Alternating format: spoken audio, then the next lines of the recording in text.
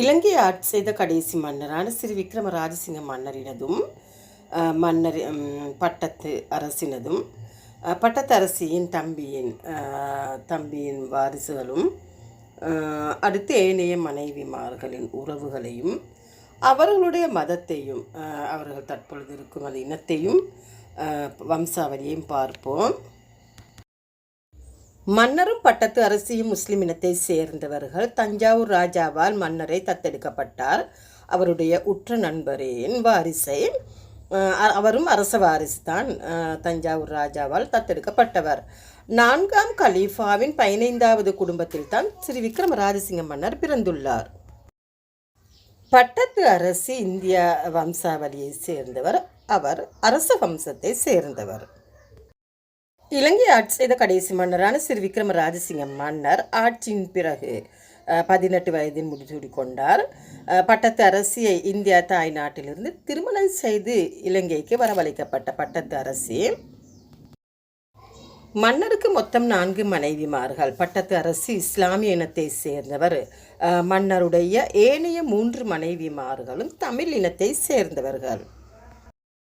இலங்கை ஆட்சி செய்த கடைசி மன்னரான ஸ்ரீ விக்ரம ராஜசிங்க மன்னருக்கென்று வாரிசாக இருந்துள்ளார்கள். மன்னருக்கும் பட்டத்தரசிக்கும் பிறந்த ராஜநாச்சியாரும் 3வது மனைவிக்கு 2 குழந்தைகள் பிறந்துள்ளது. 2வது பெண் குழந்தையும் 3வது ஆண் குழந்தையும் அவர்கள் சிறு வயதிலே இறந்து விட்டார்கள். இந்தியாவில் உள்ள லயன் வி அசோக் மன்னரின் 3வது மனைவியின் சகோதரியின் வாரிசுகளாகும். லயன் வி அசோக் ரவிய குடும்பத்தினர் இலங்கையில் கண்டி நகரில் உள்ள சிவா சுப்பிரமணியம் இவர் கண்டி நகரில் உள்ள புனித தலதா மாளிகைக்கு அருகாமையில் வசித்து வருகின்றார்கள். மன்னரின் 3வது மனைவியின் சகோதரியின் வாரிசுகளாகவும் இவர்கள் அனைவருமே ஒரு குடும்பத்தை சேர்ந்தவர்கள். பாதி பேர் இலங்கையிலும் பாதி பேர் இந்தியாவிலும் வாழ்ந்து வருகின்றார்கள். அடுத்து 2 மனைவிமார்களின் வம்சாவளி எமக்கு தெரியும். அடுத்து தற்பொழுது அறிமுகமாக இருக்கும் இவ்வம்சாவளிக்குள் அரும் செல்வன் அன்று அவர் என்னிடம் கூறினார், மன்னரின் சகோதரியின் வாரிசென்று அவருடைய வம்சாவளி என்று. மன்னருக்கு வாரிசு கிடையாது. மன்னர் தஞ்சாவூர் ராஜாவால் தத்தெடுக்கப்பட்டவர். அதனால் அவருடைய சகோதரின் வாரிசு அவ்வாறான அடையாளங்கள் நமக்கு தெரியாது. ஆனால் அருண் செல்வனுக்கும் தெரியும். அவர் ஏதோ ஒரு வரலாற்றை வைத்து கூறி வருகின்றார். மன்னருடைய அடையாளங்களை வைத்து நாம் கூறும் இவர்களுக்கு இந்தியாவிலோ இலங்கையிலோ எந்த அடையாளமும் கிடையாது. குறிப்பாக கூறப்போனால் ஒரு சின்ன ஒரு அடையாளம் கூட, ஒரு வம்சாவளிக்கு ஒரு அடையாளங்கள் கூட இல்லை. ஆனால் இவர்கள் புகைப்படங்கள், பழைய வரலாறுகள், யாரோ கூறின கதைகளை வைத்து இவர்கள் சரித்திரமாக இவர்கள் கொண்டு செல்கின்றார்கள். இவர்கள் நாயக்கர் என்ற வம்சாவளியை இவர்கள் பாவிப்பதுண்டு.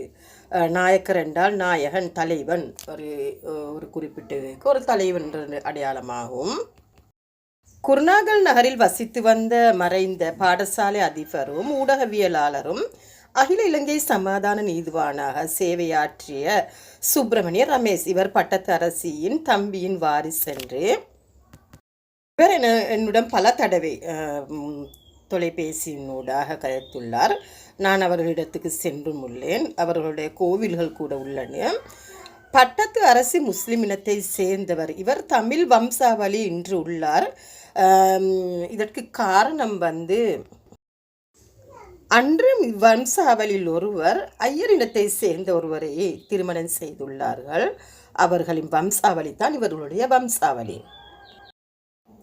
இன்று மன்னருக்கும் பட்டத்தரசிக்கும் பிறந்த ஒரே ஒரு வாரிசு ராஜநாச்சியார். அவருடைய வம்சாவளி இன்று இலங்கையில் பல அடையாளங்களோடு ஆளுமையோடு மன்னரின் காலந்தொற்று இன்று வரை மன்னர் வழங்கிய கௌரவ நாமங்களோடு வைத்தியத்துறையிலும் தலைமுறையாக இன்றும் கூட இருக்கின்றது.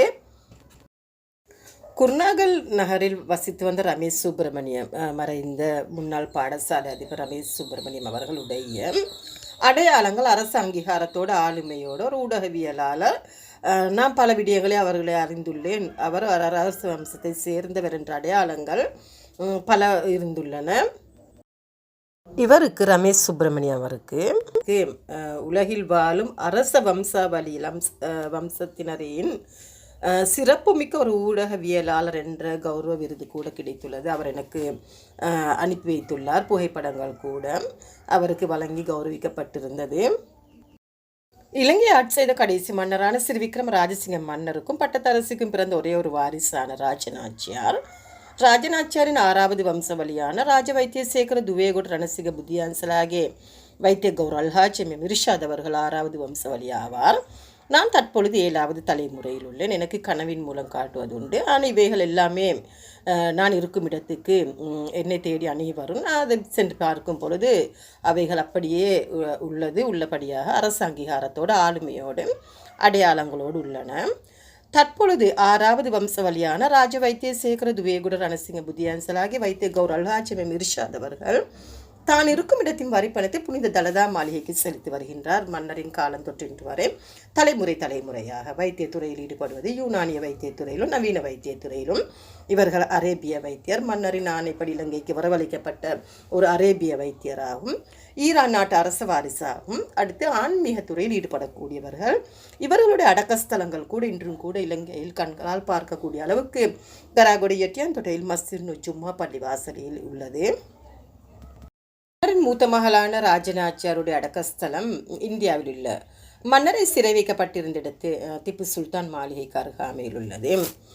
இன்று தமிழ் மக்களால் அது ஒரு இந்து கோவிலாக மாற்றி துலுக்க நாச்சியார் கோவில் என்று அழைக்கப்படுகின்றது. அவருடைய அடக்கஸ்தலம் அங்குதான் உள்ளது. அடுத்து இலங்கை ஆட்சி செய்த கடைசி மன்னரான ஸ்ரீ விக்ரம ராஜசிங்க மன்னரின் வரலாற்று கதையில் மன்னரின் பட்டத்து அரசியின் சகோதரனின் ஒருவர் வாரிசு ஒருவர் ஐயர் வம்சாவளியில் திருமணம் முடித்ததாகவும் அவரை அவ்வழியில் விட்டு வைத்ததாகவும் அன்று பட்டத்தரசியின் தம்பி தான் அன்று உளவு பார்த்துள்ளார். ஆங்கிலேயரிடம் மன்னரை காட்டி கொடுத்துள்ளார். அன்று மன்னரை காட்டி கொடுக்காவிட்டால் மன்னரை யாருக்குமே அசைக்க முடியாது. அன்று போர்த்துகேல் ஒல்லாந்தர் மன்னரிடம் தோற்று போனவர்கள் இன்று ஆங்கிலேயரால் கைது செய்யப்பட காரணம் பட்டத்தரசியின் தம்பியின் உளவு பார்த்தல் தான். இன்று இலங்கையில் வரலாற்று கதையில் மன்னரின் பட்டத்து அரசி தம்பி ஆங்கிலருக்கு காட்டி கொடுத்த கதை ஒரு வரலாற்று கதையாக உள்ளது. அதே போன்று தான் எஹலியபொல குமாரி ஹாமியின் குடும்பத்துக்கு எஹலியபொல குமாரி ஹாமிக்கு பிள்ளைகளுக்கு கொடுத்த தண்டனை ஒரு வேதனையாக உள்ளது இலங்கை வாழ் மக்களுக்கு. அடுத்து பூனையின் சரித்திர கதை. அரேபிய வைத்தியர் இங்கு இலங்கைக்கு வந்ததாகவும் பூனையின் சரித்திர கதை ஒரு சரித்திர கதையாக உள்ளது. அடுத்து அரேபிய வைத்தியம் ஈரான் நாட்டிலிருந்து வரவழைக்கப்பட்ட மன்னர்களில் ஆட்சி காலங்களில் ஒரே ஒரு வைத்தியர் தான் ஈரான் நாட்டிலிருந்து இங்கு இலங்கைக்கு அரபு நாடுகளிலிருந்து வரவழைக்கப்பட்ட வைத்தியர் என்று சொன்னால் ஒரே ஒரு கடைசி மன்னரான ஸ்ரீ விக்ரம ராஜசிங்க மன்னரின் ஆட்சி காலங்களில் மாத்திரம்தான். இதில் இன்று மன்னருக்கும் பட்டத்தரசிக்கும் கடைசி மன்னரான ஸ்ரீ விக்ரம ராஜசிங்க மன்னருக்கும் பட்டத்தரசிக்கும் பிறந்த வாரிசின்று வாழ்வதற்கான அடையாளங்களை பார்ப்போம். இது உண்மையா, இது சாத்தியமாகுமா, இது வரலாற்றில் உள்ளதா என்பதற்கான அடையாளம், மன்னர் வாழ்ந்து வருவதற்கான அடையாளம் பார்ப்போம்.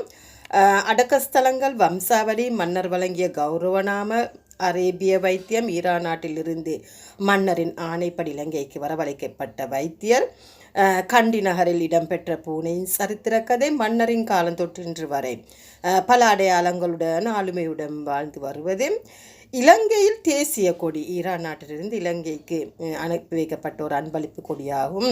ஒரு ஈரான் நாட்டில் ஒரு அரச மாளிகை கூட, இலங்கைக்கு சொந்தமான அரச மாளிகை கூட இருந்தது. அரச மாளிகை உடைத்து நொறுக்கப்பட்டது ஹிட்லரின் காலங்களில். அடுத்து இங்குள்ள மன்னரின் மறைவான பொருட்களில் ஈரான் நாட்டு அரசர் தனது மகனுக்கான வழங்கிய அன்பளிப்பு பொருட்களும் கூட உள்ளது. மறைவான பொருட்களில் அவை இலங்கையில் தான் உள்ளது. இன்று இலங்கை ஆட்சி செய்த கடைசி மன்னரால் ஸ்ரீ விக்ரம ராஜசிங்க மன்னரின் உறவுகளின் வரலாற்று கதை. தற்பொழுது இலங்கை ஆட்சி செய்த கடைசி மன்னரான ஸ்ரீ விக்ரம ராஜசிங்க மன்னருக்கு பிறகு 6 தலைமுறைகள் இலங்கையில் வாழ்ந்து வருகின்றன. அவர்களின் இனம், மதம், அவர்களுடைய வரலாற்று கதை, ஆளுமைகள், அடையாளங்கள், சரித்திரங்கள் இவைகள் இது இன்றும் கூட கண்களால் பார்க்கக்கூடிய அளவுக்குள்ளது. இவைகளை ஆய்வு செய்தால் இன்றும் கூட மன்னரின் வரலாற்று சரித்திரத்தை கண்டறியலாம். நன்றி.